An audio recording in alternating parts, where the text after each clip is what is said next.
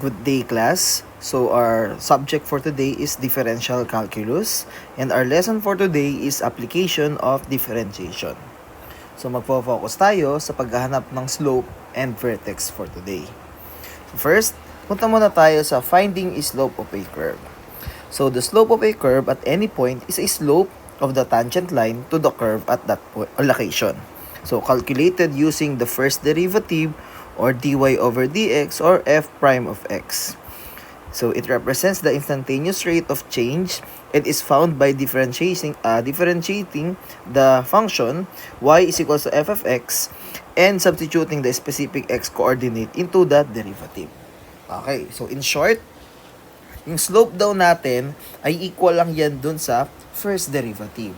'Di ba? Ang ating y prime or yung ating dy over dx or f of prime x ay equal lang din yan sa slope.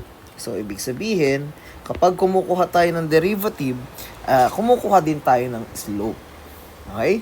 So, punta tayo sa problem number 1. So, find the slope of the curve y is equals to 8 plus 4x minus x squared.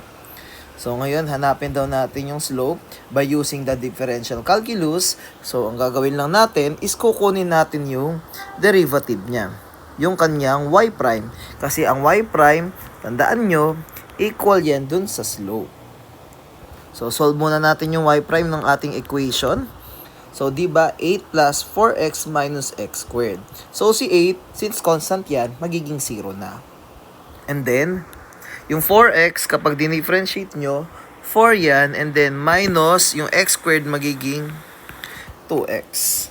So, yan yung ating first derivative. Okay, so hindi pa dyan natatapos. So, kapag slope ang kinukuha natin, dapat ang answer natin ay constant. So, kung makikita kayo, variable x. Pero may given naman tayong point sa x na 1 and sa y na 4. But since ang meron lang tayo ay x, so pwede natin siyang i-substitute. So, therefore, ang ating y prime ay equal sa 4 minus 2 and then yung x natin ay 1. So, ang y prime natin ay 4. 2 times 1 is 2 lang. Therefore, ang ating slope or yung y prime natin ay equal sa, ay equal sa 2. And therefore, ito yung ating final answer for problem number 1. Kuha?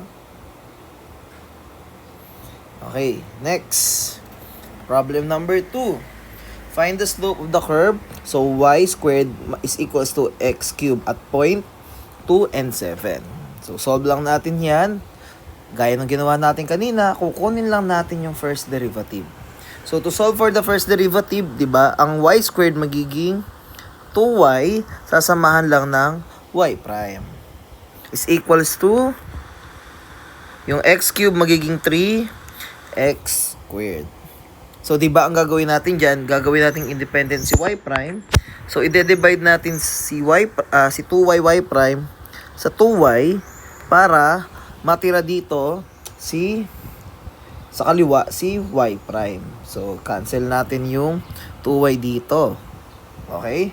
So, mangyayari, y prime is equals to 3x squared over 2y.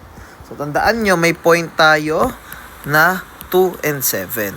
So, 2 for x and 7 for y.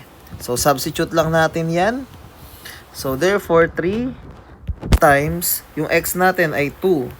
Naka-squared yan over 2 times 7. Simplify. So, ang 2 squared is 4 times natin sa 3, 12 over 14, or pag sinimplify natin yan, divide natin sa 2 both sides.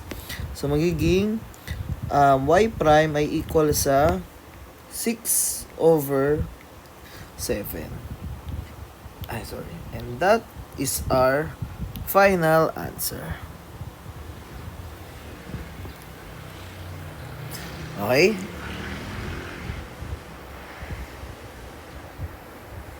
Sige, isa pa. Problem number 3, ganun lang to kasimple. So, find the slope of the curve na x squared, y squared, minus xy plus x is equals to 4 at points negative 2 and 3. So, di ba? Kung nare-recall nyo yung mga past topics, meron tayong x squared at y squared. Magkasama.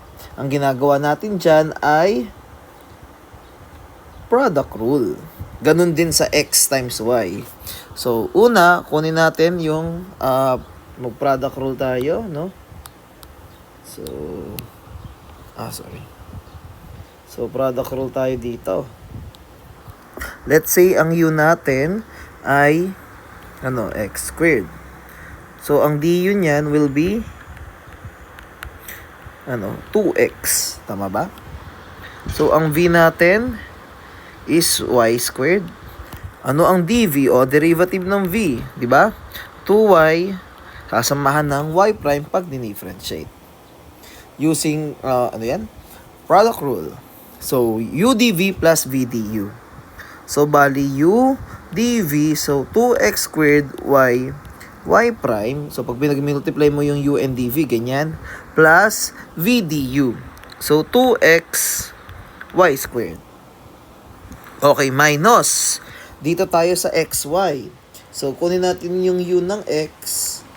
O, ang derivative niyan on du, 1. So, ang v natin dito ay y. Ang dv natin ay y prime. That's why, minus natin sa u dv plus v du, x, y prime, plus v du. O, y times 1 or y na lang. Plus x. Di ba ang x natin ay 1. Pag dinifferentiate, is equals to 4. Nakapag dinifferentiate, 0. Simplify lang natin.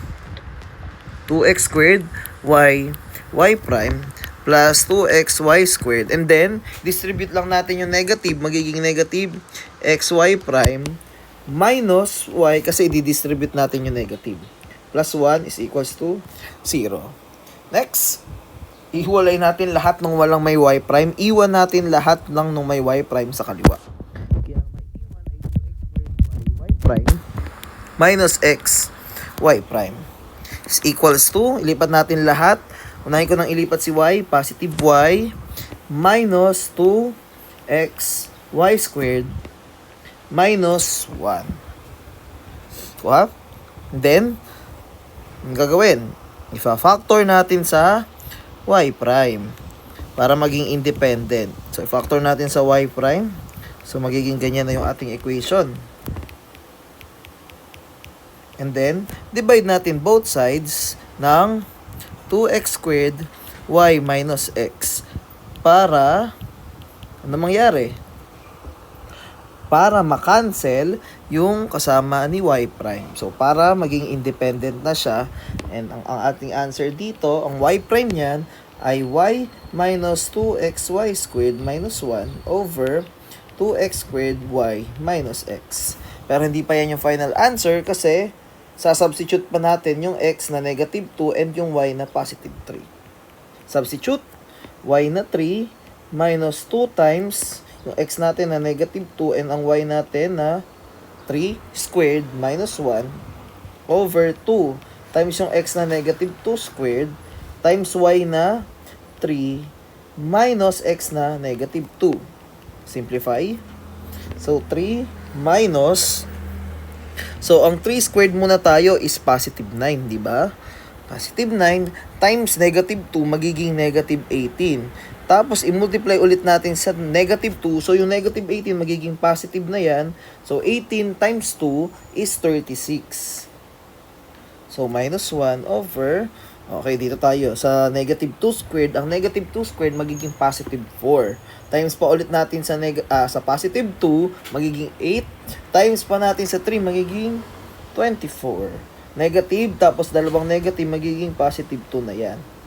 And simplify natin, 3 plus 36 minus 1 is 38. Over, 24 plus 2 is 26. Divide natin both sides sa 2. So, ang 38 ay 19. Over 26 divided by 2, 13. So, hindi na natin siya masisimplify. So, yan na yun. So, therefore, ang ating final answer or yung slope ng ating curve ay 19 over 13. And that is our answer for problem number 3. Dito tayo sa last problem natin sa slope, no? So, at what point does the curve x cubed minus 3x minus 3y is equals to 0 have a slope of 3? Okay. Parang nabaliktad, no? Ang hinahanap ngayon dito ay yung points. Kumbaga, yung x and y points. Tapos, ang given sa atin ay 3. We all know na yung slope natin ay di ba equal lang yan sa y prime na equal yan sa 3. Kasi ang slope daw natin ay 3, di ba pag dinifferentiate natin o kinuha natin yung y prime, yun yung slope. That's why yung y prime natin ay equal sa 3. So ngayon, differentiate natin yung ating equation. So start tayo sa x cubed magiging 3x squared. Yung 3x minus 3 minus 3 y prime is equals to 0. Tapos, ilipat natin yung ibang walang may y prime. Iwan natin si negative 3 y prime is equals to magiging negative 3x squared plus 3. I think, i-multiply natin both sides sa negative para maging positive 3y prime is equals to positive 3x squared minus 3. And then, divide natin both sides sa 3 para maging independent na yung ating y prime. So, cancel. Cancel, cancel. Therefore, ang y prime natin, saan siya equal? So, 3x squared minus 3 divided by 3, pwede natin silang i-cancel sa 3, no? So, bali magiging, bali magiging x squared minus 1. Tama ba? No? Kasi divide natin sa 3, makakancel na din yung mga 3. So, cancel to, and ito. So, ngayon, di ba ang y prime natin ay equal daw sa 3? So, 3 is equals to x squared minus 1. Lipat natin si 3, magiging x squared minus 4 is equals to 0. So, paano natin hahanapin si x? Pwede tayong mag-quadratic equation or i-factor. So, padali lang yan i-factor, no? So, pag marunong na kayo sa factoring, ang answer niyan ay x plus 2 and then x minus 2 is equals to 0. Diba? So, dito, lumalabas, ang x natin ay may dalawang value. Isang x i-equal sa negative 2 at isang x na equal sa positive 2. So, ibig sabihin, dalawa yung points natin dito. Isang x na negative 2 at isang x na positive 2. So, dun muna tayo siguro kay x na equal kay negative 2. So, solve natin si y kasi yung points yung hinahanap. May x points na tayo, yung y na lang ang hinahanapin natin. So, x cubed, so magiging, substitute lang natin sa equation. So, x cubed negative 2 cubed minus 3 times negative 2 minus 3y is equals to 0. Ang negative 2 cube ay negative 8. Tama? Negative 3 times negative 2, positive 6. So, si negative 3y, ilipat natin, magiging positive 3y. So, bali, ang 3y natin ay equal sa negative 8 plus 6 ay magiging negative 2. O, divide lang natin sa 3 para y is equals to negative 2/3. That's why, ang points natin ngayon dito ay negative 2 and ang y natin ay negative 2/3. O, doon naman tayo kapag ang x natin ay positive 2. Substitute lang natin. 2 cubed minus 2 times 2 minus 3y is equals to 0. Ang 2 cubed, positive 8. Ang negative 3 times 2 ay negative 6. So, ilipat natin 3y, magiging positive 3y na. So, 3y is equals to 8 minus 6 is 2. Divide natin both sides by 3. Therefore, ang y natin ay positive 2/3. That's why, ang answer natin for this one ay positive 2 and positive 2/3. And therefore, this will be our final answers.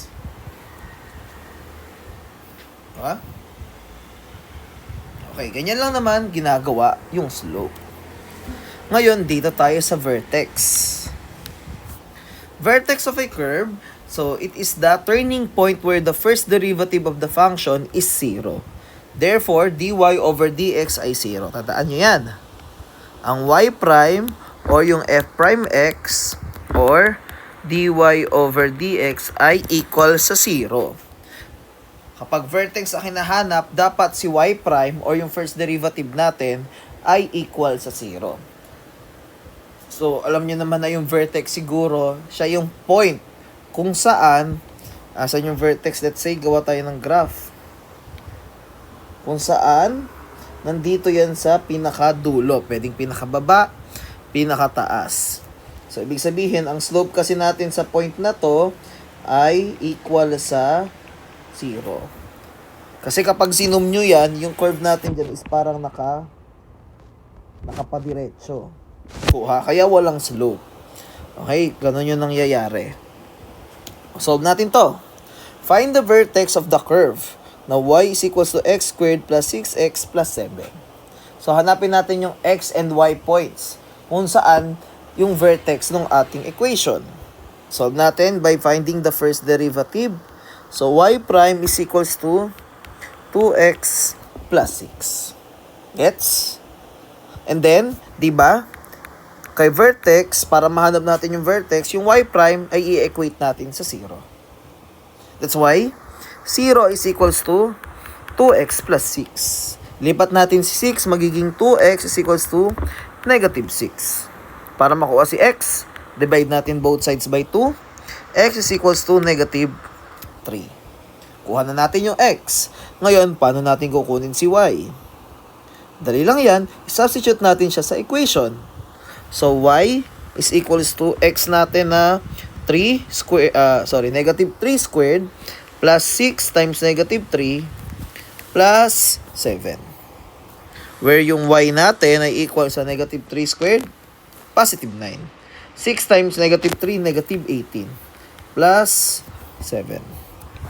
Y is equals to 9 minus 18 is negative 9 plus 7, negative 2. Therefore, ang vertex natin ay nasa ang point. X na negative 3 and y na negative 2. And that is our final answer. Ganun lang kasimple ang vertex. May ihihirap pa ba? Ganyan lang kadali yan. Next. Find the vertex of the curve na y is equals to x squared minus 2x. Ganun ulit. Solve natin yung first derivative. Y prime is equals to x squared magiging 2x minus 2. Then, equate natin si y prime into 0 para makuha natin yung vertex. Lipat natin si 2 para 2x is equals to positive 2 na. Divide natin both sides sa 2. Ang x natin ay equal sa 1. Kung nakuha natin yung x ay 1, substitute na lang natin yan sa equation. So, 1 squared minus 2 times 1. Ang 1 squared ay positive 1. Negative 2 times 1 ay negative 2. Therefore, ang y natin ay negative 1. Therefore, ang vertex natin ay 1 and negative 1. And that is our final answer.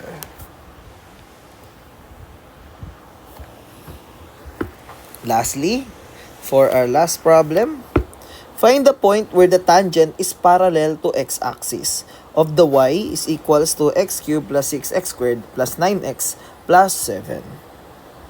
Napin natin kung saan daw parallel o where yung tangent daw natin ay parallel sa x-axis. Let's say ito yung x-axis, di ba? X-axis, y-axis. Kung ito yung ating curve, ito yung ating tangent, ito yung tangent line, so ito yung curve. So, ibig sabihin, nasa vertex tayo. So, pag sinabing ganyan, y prime is equal dapat sa 0. Substitute, or let's say before that, kunin muna natin ang derivative ng ating equation. So, y prime is equals to 3x squared plus 12x plus 9. Equate natin si y prime into 0. Kung mapapansin nyo, yung ating mga constant na 3, 12, 9, divisible yan sa 3. So, pwede natin i-divide both sides sa 3. Gagawin natin x squared plus 4x plus 3. O, paano natin kukunin yung value ng x?